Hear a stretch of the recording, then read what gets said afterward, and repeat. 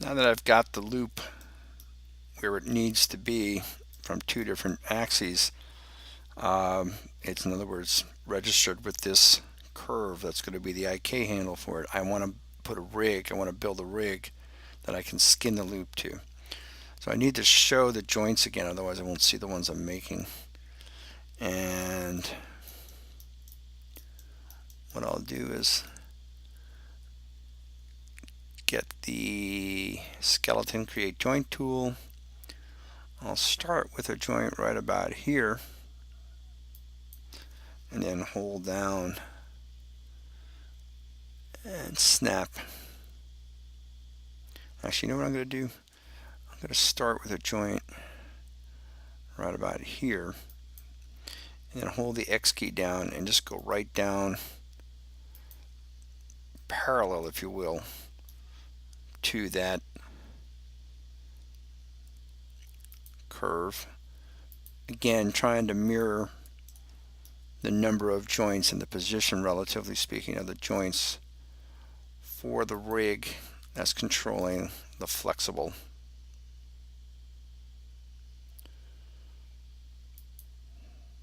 portion of the scope.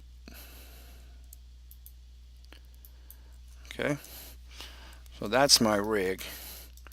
Now I'm going to move that rig over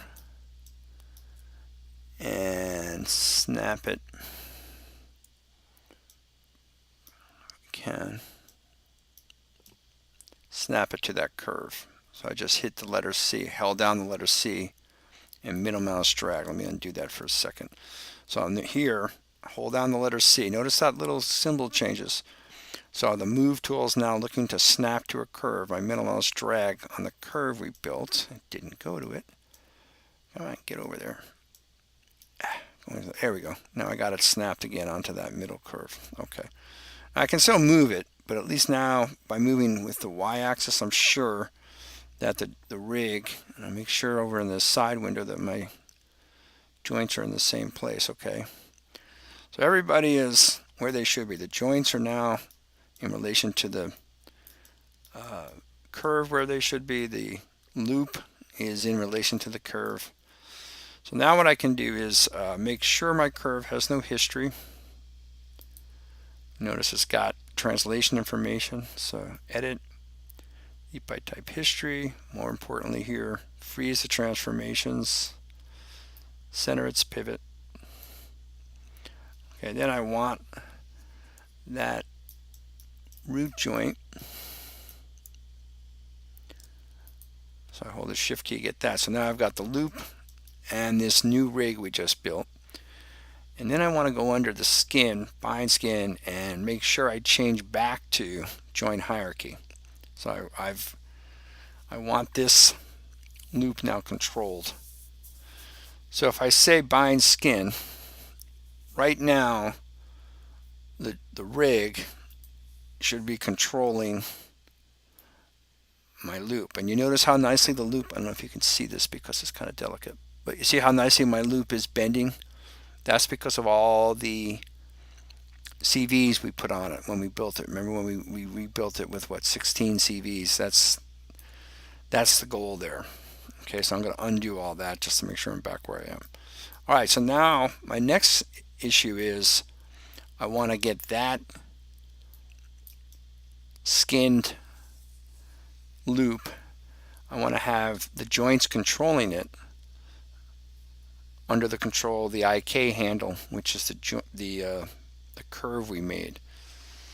So let's see if I can get back to the outliner and find some stuff. So right here, while I have the joints selected, I'm going to write that as the root joint for the loop. I'm going to identify it that way. Okay. And if I follow the instructions here and I say skeleton